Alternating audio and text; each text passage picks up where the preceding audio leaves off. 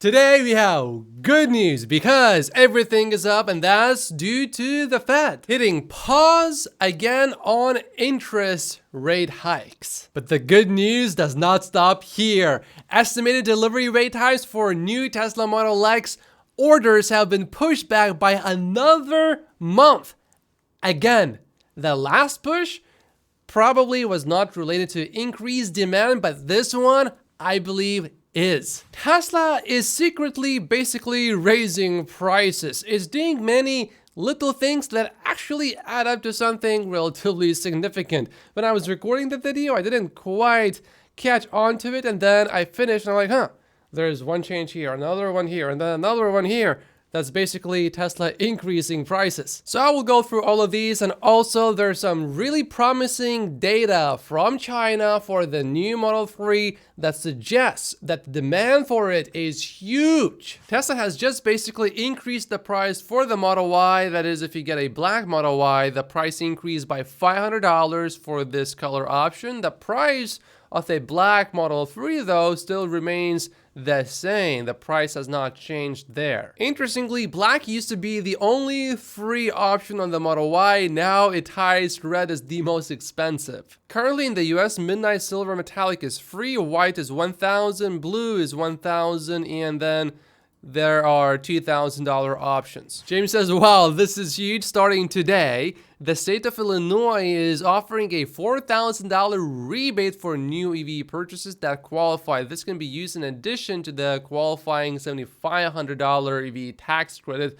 that is granted federally. However, I dug a bit deeper and it says that only $12 million will be available. So that is basically 3,000 cars. So not a big deal, but we'll take it. But good news does not stop there today. Subaru has announced they will adopt Tesla's North American charging standard starting in 2025. So will the last automaker using CSS please turn out the lights? Volkswagen, we are talking to you. And this is basically another price increase that Tesla is doing. The APR percentage for financing in the US has increased. It's not by a lot, but I mean, Tesla has done it many times this year. Now, usually Tesla increases these because interest rates go up, but interest rates have not gone up in the last 30 days. Today, the Fed is going to make a decision whether to keep the interest rates the same or change them, but everyone is expecting the interest rates to stay the same. Here's something that's really promising. Tesla sales in the daily reporting countries in Europe are up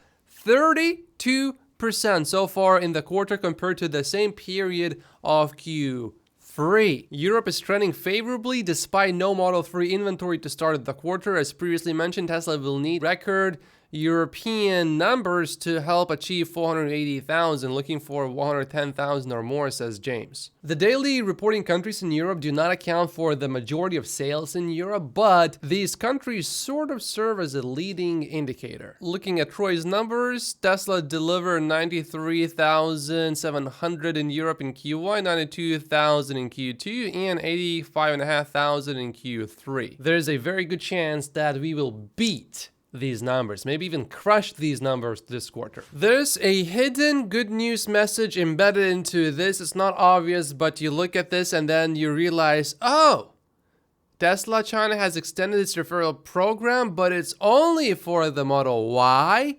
S, and X. As you can see right here, there's no Model 3. What does that mean? It means that the demand for the Model 3 is so good that Tesla does not need to have a referral program for it. So if Model 3 sales and deliveries are low in China, based on this new piece of information, that should be only because Tesla is not able to make enough. So that's some good news there. In South Korea, Tesla reduced incentives for referring new customers to Tesla. So that's basically like a price increase, really. Tesla is no longer producing the Model S and X midnight silver color, so it is letting everyone know to update their order. If you do not update, you will basically lose your reservation. Tesla revealed how its Magic Dock works in this new patent filing. This technology basically makes it super easy for anyone to charge their vehicle, even if they do not have Tesla's charging standard built into their vehicle. It's quite technical, so I'm not going to go through all of the details, but feel free to pause the video at any time if that interests you. Steven posted this: people say Tesla needs to advertise, but Joe Rogan says, hold my bow and arrow. He actually shot it at the Cybertruck. And we can see that Elon Musk going on Joe Rogan's podcast clearly increased the interest in the Cybertruck. It was sort of on the way down already, slightly every day for the most part it's down, but now the interest is much higher. Technically, of course, this stunt is not an advertisement, it's something better. It's free marketing and it will sell Cybertrucks. By the way, this is what usually happens when you take a bow and shoot an arrow into a vehicle's door. Ooh, well that went through. It actually hit the ground, but it broke off on the way. Holy moly. All right, well, that's impressive. The arrow, though, did not go through the Cybertruck's door. And it looks like someone did this with the Model 3. That looks pretty bad. Here's another win for Tesla. A Chinese court determined that this particular accident was not due to a defect in Tesla's vehicle. In addition, the media that misreported the fact was ordered to post an apology for 30 days and also pay a relatively small fine. It was found that the accelerator pedal was pressed 100%, the brake pedal was not pressed at all, and the car was going at about 100 miles an hour. Whoa. And yesterday, Tesla won a very important case in the US. That lawsuit centered on alleged defects in Tesla's autopilot and other safety systems, which the passengers claimed the company was aware of during the sale of the vehicle. However, Tesla denied any liability and eventually won. Tesla blamed the driver because the driver actually consumed alcohol before taking the wheel. And Elon commented on the case saying that the irony is that if autopilot had been turned on here, it would almost certainly have saved the driver. Here's an updated map of where refresh Model 3 deliveries have started in Europe. Most of Europe is already covered. Volkswagen will not make a decision on a fourth battery factory site for now, with demand for electric vehicles in Europe lagging expectations. Volkswagen has been looking at a possible site for a gigafactory for electric car batteries in Eastern Europe and had already put off a decision a year ago when it was considering locations in the Czech Republic, Hungary, Poland, or Slovakia. Volkswagen Group's order book for EVs is down to 150,000 in Europe from 300,000 last year. Toyota lowered its EV sales expectations for this fiscal year by 39% from an initial 202,000 units to 123,000, the company said in its second quarter financial report. But previously, the Japanese group predicted that its operating profit would match a record level of $20 billion, but with the latest financial report, that prediction has gone up to $30 billion. In the last fiscal quarter, Toyota registered a pretty rare double-digit operating profit margin of 12.6%.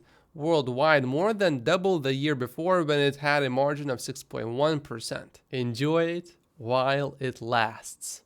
Instead of decreasing their EV goals at a time like this, Toyota should take their money and double down, triple down on expanding its EV manufacturing footprint. Toyota also says it is raising the wages of non-union US factory workers just days after the UAW union won major pay and benefit hikes from the Detroit 3 automakers. It's a 9.2% raise for the workers. And Farzad has a pretty good explanation of what's actually going on with this supposedly low EV demand. The one thing that is not being included in this conversation when it comes to quote unquote lessening EV demand, which is coming from legacy automakers, is that the effects of higher interest rates and economic conditions that make it more difficult to afford, say, an expensive product are obviously becoming restrictive in a way. And it's impacting even companies like Tesla, right? Tesla, the only way it was able to achieve that growth is by lowering the price. They started the year, somewhere up here, and then they had to lower their price of their cars sometimes as much as 30% to be able to reach the growth that they have this year. But the reason they were able to do that is because they're profitable. They're actually making money on those cars. So they were able to lower the price for those vehicles all the way down, which is allowing them to still grow. Legacy automakers do not have that luxury from where I stand. Otherwise, you wouldn't have a graph like this from Ford, where as they're growing their EVs, their losses are getting bigger. I consider this good news. The US Department of the Treasury and the IRS today began allowing car dealers, including Tesla, to register for the IRS Energy Credits Online portal. This is for the EV point-of-sale rebate starting January 1st. Consumers will be able to transfer their new clean vehicle credit of up to $7,500 and get that discount immediately when purchasing a vehicle. If you remember, in the beginning of this year, the transition was not exactly smooth. There was a bit of a delay in terms of when the credit started. So it appears that this time it should go smoothly because everything is being worked on a bit more in advance. The Tesla economist overall here, I think, makes a pretty fair point. Think how cool this Generation 3 vehicle could be. It will be at least 2 years until it can hit volume production. The factory would cost, let's say, $1 billion, according to his estimate. Tesla has $26 billion in cash, getting probably over $1 billion a year on interest alone. This car can supposedly get down to $17,000 in terms of cost because Tesla is aiming to reduce the cost by 50%, with an additional $10,000 in subsidies and rebates, the $7,500 EV tax credit in the US, plus all of the battery credits that go directly to the manufacturer. Why would not Tesla do everything that they can to go into production as soon as possible? No one knows what the economy will be like in 2 to 3 years when this car could be in high volume production, but it just doesn't make sense why Tesla wouldn't push this vehicle really hard. From the biography of Elon Musk written by Walter Isaacson, we know that Elon has been working on the next generation pilot line in Austin.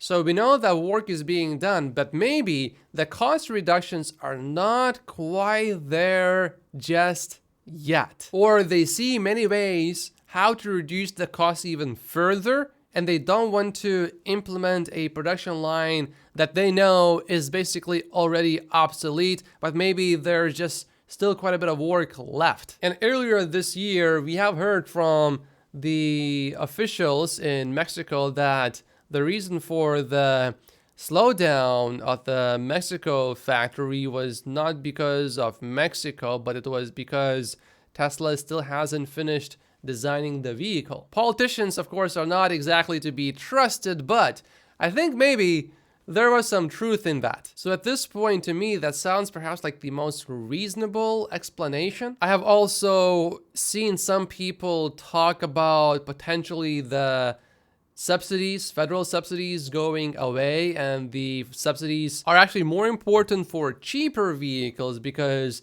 the amount remains the same, $7,500, regardless whether a car costs $7,500 or $75,000. And while I heard some Tesla bulls talk about the subsidies, I haven't really seen anything significant or of material impact that would suggest that the subsidies would be cut before they are set to expire. I talked about this before, but now this is actually happening. If your Tesla detects that you are feeling drowsy, it will suggest that you take a break. Some Tesla bulls are expressing their concern about Elon changing the Cybertruck production target. Remember when Elon was aiming to make 300 to 350,000 Cybertrucks a year, or even as many as people want? Now it's just 200,000. It's hard to believe his targets that continue to be untrue. I think Tesla will still make as many Cybertrucks as people actually want. I think nothing has changed there.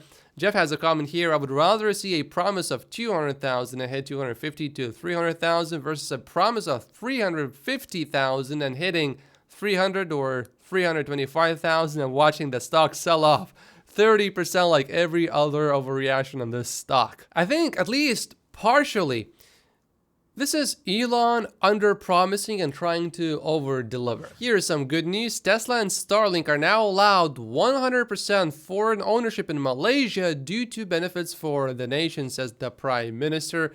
And Elon says this is greatly appreciated. So for example, any service center or anything like that, Tesla can own 100%. It does not have to have a foreign partner. This is promising for Tesla's long-term future. Tesla has increased hiring for Optimus, and it is focusing on utility and versatility. Here is what happens when a legacy company tries to compete with an Elon Musk company. Boeing halts its plan for a Starlink competitor. Boeing gave up its FCC license to operate a low Earth orbiting satellite constellation, which would have involved 147 satellites. It is tough competing with SpaceX, says Elon Musk. China has officially approved EHang's unmanned flying taxis for commercial use after nearly 4,000 test flights since 2017, carrying 2 passengers at speeds up to 130 kilometers an hour. Wow. The world is changing. This is a bit like full self-driving, but in the air. And these things are probably insanely loud. BYD announces EV deals to finish the year strong after record sales for a 6th consecutive month. So they are doing some discounts here. Billionaire Tesla investor Ron Barron says, I think SpaceX has a chance to be even bigger than Tesla in the 2030s. We think that by 2030, it likely will be worth somewhere around 500 or 600 billion. And then in the 2030s, that's when I expect to make another 10x on our money. He's talking about SpaceX. So we can make over the next 15 or 20 years, we can make 30 to 50 times our money in SpaceX, he says. I wish Elon took his companies public. It would be easier to buy them. It would be a lot of additional headaches for Elon though. There's a transcript of a meeting that Elon Musk just had with all of his ex-employees, and it also is about Tesla. Elon Musk says, yeah, absolutely, just heads down, focus on improving the product. One thing I was going to mention, this rule is sort of implicitly implemented at SpaceX and Tesla, but I'm going to be much more explicit about it also being applied at our company, X Corporation. In any given meeting, make sure there is at least one piece of bad news. You can have more than one piece of bad news. If you are in a meeting with me, try to bring up at least one bit of bad news or more than that. My meetings at SpaceX are really good in this regard. They lead with the bad news. Generally, bad news should be loud, repeated, and immediate. Good news can be said quietly once, so just consider it mandatory to at least have some bit of bad news in any given meeting and start with that. Another way to think of it is we are looking for a feedback loop that is as good as possible, and sometimes it is uncomfortable to bring up bad news, but we need to make it explicit that bad news should be brought up in every meeting, not just with me or Linda, but in general within the company. Basically, what do we need to improve and make better? This probably happens at Tesla a lot, and that helps Tesla. Elon continues here, SpaceX is extremely good at bringing up the bad news, because if you don't bring up the bad news, a rocket explodes, and that's really bad news. From the transcript, we also learned that the latest Tesla full self-driving version is called Rodeo. And if you haven't seen this video on Patreon yet, this is scaring some Tesla investors, but I am more excited to watch it. And I will see you in the next video. I will have another exclusive Patreon video up later today or tomorrow. By joining my Patreon, you will get access to how much I think it is fair to pay per Tesla share each year between 2023 and 2033. If you sign up for the investor tier of support, you will also get my valuation model of Tesla stock with a 45-minute video walkthrough. And YouTube says you should watch this video next, but if you haven't finished watching that discussion about the future with Elon Musk, watch this one first. My name is Matt Posius. Make sure to like and subscribe if you haven't yet, and I will see you in the next video. Thank you so much for watching.